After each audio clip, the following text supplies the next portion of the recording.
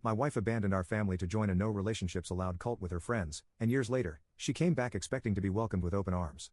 I, 29 male, got married 6 years ago, but have been divorced for 3 years now. I have 2 sons with my ex-wife, Ashley, 30 female, aged 4 and 5. But I have full custody of them since she didn't want to be bogged down because of her family. She and I were happily married for 3 years, had 2 beautiful kids, and were even planning on buying our own house so we could move out from the apartment we lived in when she suddenly hit me with I want to be single and explore the world right now. We'd been together since high school, so we were all we knew. She was my first everything, and I was hers, so I always assumed that for us, it was a together forever kind of thing. She was fine with not having been with enough people other than me, but after 3 years of being married, she told me that she wasn't happy and wanted us both to be free of this burden, talking about our marriage and our family, so we could live our lives to the fullest. It was all weird, freethinker talk like my mom would refer to it, and I didn't understand any of it because I thought she loved me. And she insisted that she did love me, but she also loved herself, apparently, and wanted to give herself a fair chance to explore the world. I even suggested opening up our marriage temporarily, no matter how much it hurt me, just so I could make sure that she stayed married to me and didn't actually leave.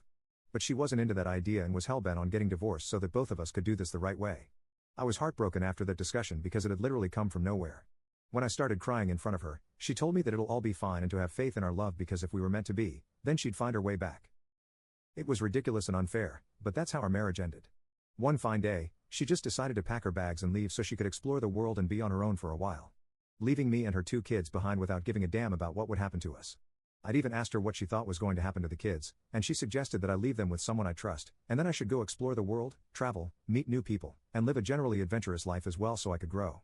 I was stunned because as far as I'm concerned, if we bring kids into this world, then it's our responsibility to make sure we raise them well, protect them, and meet all their needs. As a parent, you literally cannot and should not go running off to travel the world, leaving your kids behind, and that's what convinced me that she was completely off her rocker at the time.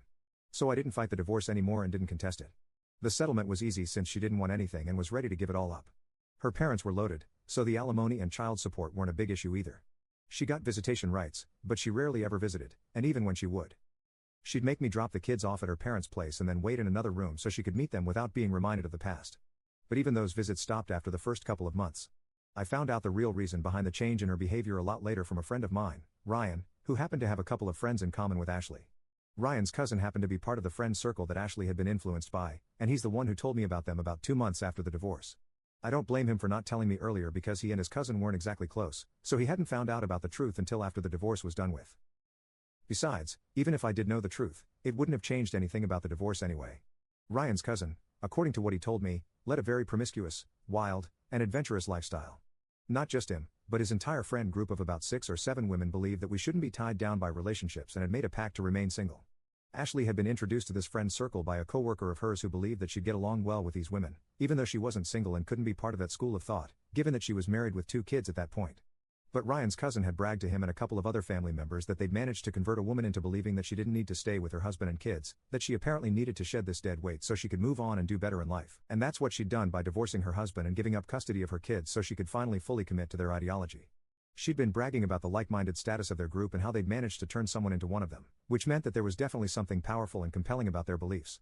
So Ryan, out of curiosity, had asked his cousin what this woman looked like because he wanted to know what kind of person would just abandon her family because of what her new friend said, especially a married woman with 2 kids. Then, when his cousin pointed to Ashley in a group photo they'd taken, he put 2 and 2 together and texted me about it literally as soon as he was out of the event.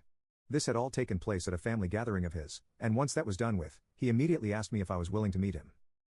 Thankfully, I'd said yes, so he'd rushed over to my apartment and spilled the beans on what had happened with Ashley. To say that I'd been furious would be an understatement when I learned what the real reason behind my wife's decision to leave had been.